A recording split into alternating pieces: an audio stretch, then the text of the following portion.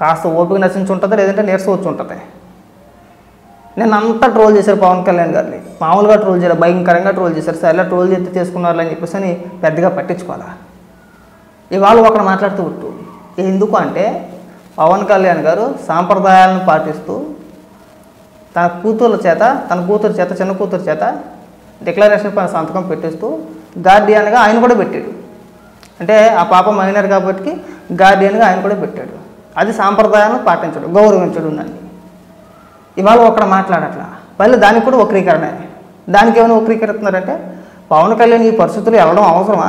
అరగంట సేపు ట్రాఫిక్ నిలిపేశారు, భక్తులు ఎంత ఇబ్బంది పడతారో. పవన్ కళ్యాణ్ గారిని చూసి జగన్మోహన్ రెడ్డిని సిగ్గు తెచ్చుకోవాలా.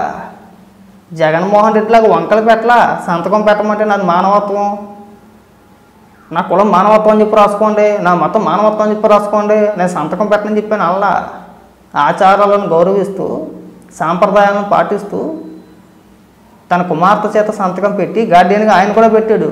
అది సాంప్రదాయం అంటే అలా గౌరవించాలా, అలా చెప్పగలిగే దమ్ము ఉండాలా. ఉందా? పైగా ఏదో ట్రోలింగ్లు ఏవని ఈయన సనాతన ధర్మాన్ని ఈయన కాపాడేస్తాడంట, క్రిస్టియన్ అని చెప్పేసి ఒప్పుకున్నట్టేనని చెప్పి మాట్లాడుతున్నారు. సరే పోనీ అలాగే అనుకుందాం, పోనీ మీ మాటకే వద్దాం. పోనీ జగన్మోహన్ రెడ్డి నేను అన్ని మతాలను గౌరవిస్తాను, అన్ని మతాలను నేను నమ్ముతాను, నేను పూజలు చేస్తాను అన్నాడు కదా. ఆయన కుటుంబ సభ్యుల సంగతి పక్కన పెట్టేయండి. ఇప్పుడు ఆయన కుటుంబ సభ్యులు ఎవరిని కూడా వచ్చి సంతకాలు పెట్టమను, జగన్మోహన్ రెడ్డిని కూడా పెట్టమని అడగట్లా. అంత పెద్ద పెద్ద పాఠాలు చెప్పిన వ్యక్తి వచ్చి సంతకం పెట్టడానికి ఏమైందయ్యా?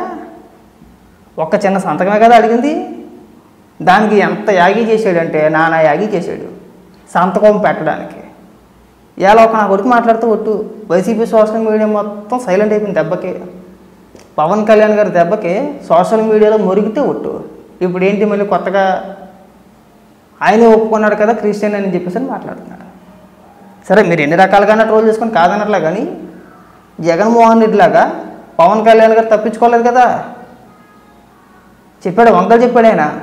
లేదు, డైరెక్ట్గా ఆయనే పెట్టించాడు సంతకం, దగ్గరుండి మరీ పాటించారు. అదే జగన్మోహన్ రెడ్డి అయితే కనుక నానా యాగి చేసేద్దాడండి. నన్ను అవమానపరిచారు, నన్ను అడ్డుకున్నారు, నన్ను వెళ్ళవలేదు. సిగ్గుపడంట్రా. ఆచారాలని విలువల్ని పాటించాలి, మతాలను గౌరవించాలి. మనం జగన్మోహన్ రెడ్డి వెళ్ళమన్న దమ్ము ఉంటే ఈరోజు పవన్ కళ్యాణ్ గారు వెళ్ళారు కదా, ఆయన కుమార్తె చేత సంతకం పెట్టించాడు కదా, గార్డియన్గా ఆయన కూడా పెట్టాడు కదా. జగన్మోహన్ రెడ్డి కుటుంబ సభ్యులందరూ వెళ్ళవసరం లేదయా. జగన్మోహన్ రెడ్డి ఒక్కడు వెళ్ళమండి, ఒక్కడిని వెళ్ళమనండి, వెళ్ళి డిక్లరేషన్లో సంతకం పెట్టమనండి. సచ్చినా పోడు, ఇప్పుడు అసలు పోడు. ఎందుకంటే పవన్ కళ్యాణ్ గారు డైరెక్ట్గా సంతకం పెట్టాడు కాబట్టి, అక్కడ గార్డియన్గా ఆయన కూడా సంతకం పెట్టాడు కాబట్టి ఈ జన్మలో తిరుమల తిరుపతి దేవస్థానానికి జగన్మోహన్ రెడ్డి పోడండి. పందెం కావాలితే వెళ్ళడానికి నేను పందెం ఎత్తగలితే పోడు. ఎందుకు? సంతకం పెట్టాలి. సంతకం పెడితే అది మళ్ళీ వేరేలాగా వెళ్తుంది, సంతకం పెట్టకపోతే ఇంకొకలాగా ఉంటుంది. సో జగన్మోహన్ రెడ్డి ఇప్పుడు తప్పించుకునే ఆప్షన్ కూడా లేదు. నా మతం మానవత్వం, తొక్క తోటకూర ఇలాంటి సొల్లంతా చెప్పే అవకాశం కూడా లేదు. ఇప్పుడు క్లోజ్ అయిపోయింది. పవన్ కళ్యాణ్ గారు ఆ ఉన్న ఒక్క అవకాశాన్ని కూడా మూసేసాడు. ఆయన ఉన్న ఒక్క అవకాశాన్ని, ఉన్న ఒక్క ఆప్షన్ని మళ్ళీ మళ్ళీ మనం చెప్పుకోకుండా ఆ మాటని పవన్ కళ్యాణ్ గారు పూర్తిగా మూసేసాడు. ఆయన మానవత్వం లాంటి సొల్లుకోలు చెప్పమాకరా, ఇక నేనే పెడుతున్నాను ఇక్కడ. నా కూతురు చేత డిక్లరేషన్ సంతకం పెట్టిస్తూ గార్డియన్గా నేను పెడుతున్నాను ఇక్కడ.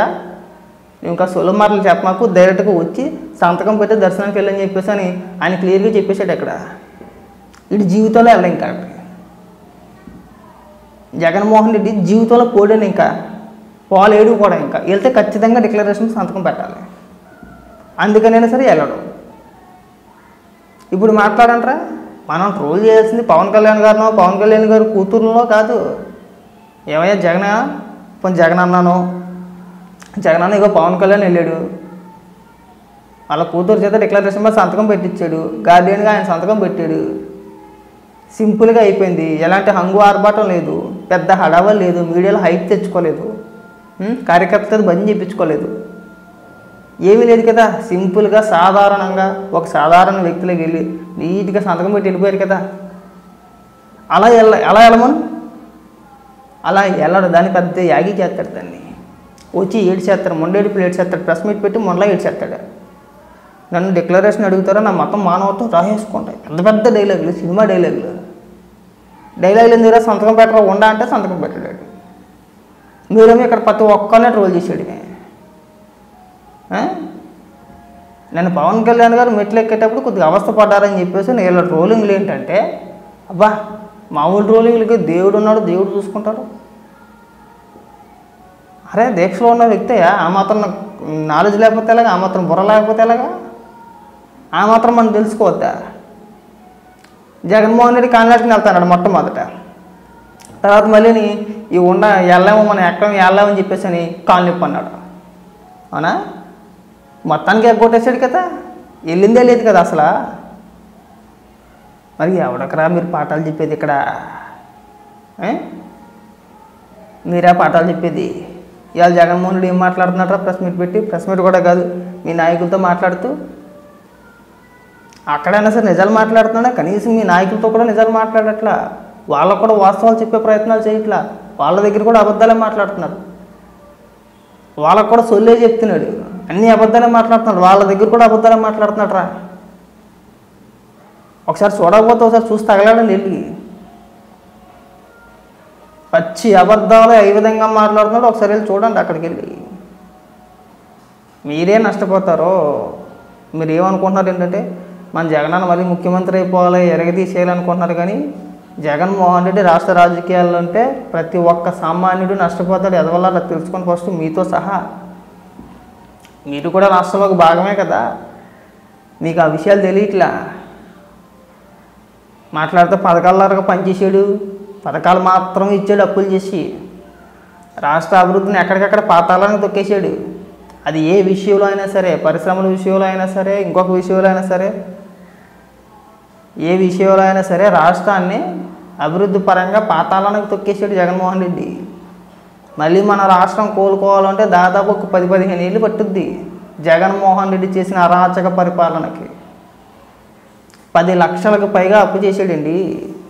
5 ఏళ్ళు పరిపాలించి 10 లక్షలకు పైగా అప్పు చేసాడు. పంచింది 2.5 లక్షలే. మిగిలిన డబ్బు ఏమైపోయిందంటే ఒకడికే తెలియదు, ఒకడో సమాధానం చెప్పడు. అవన్నీ మళ్ళీ విచారణ జరుపుకుంటా రావాలా. మళ్ళీ ఏమనంటే అక్రమ కేసులు అంటాడు.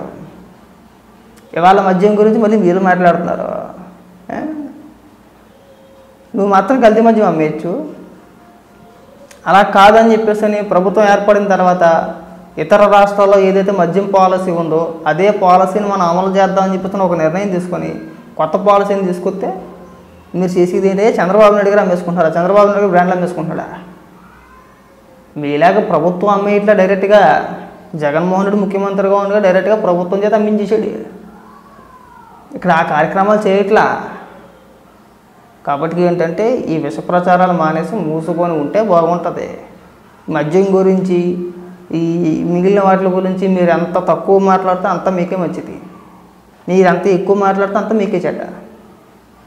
తిరిగి అది ఎటు తిరిగినా కానీ జగన్మోహన్ రెడ్డికి చుట్టుకుంటుంది. అది ఎటు తిరిగినా ఎటు చూసినా మద్యం వ్యవహారంలో మీరు ఎంత సైలెంట్గా ఉంటే అంత మంచిది. చూసాం, ఊరు పేరు లేని బ్రాండ్లు అన్నీ అమ్మేశాడు. వెళ్ళి 100 ఇవ్వండి 200 ఇవ్వండి అని అడగడం తప్పితే ఎవడైనా కానీ నాకు పలానా బ్రాండ్ కావాలని చెప్పేసి అడిగి 5 ఏళ్ళు అయిపోతుంది వెళ్ళి ఎవడైనా సరే. పైగా మీరు వచ్చి మద్యం గురించి ఇక్కడ ఉపన్యాసాలు ఇవ్వడం.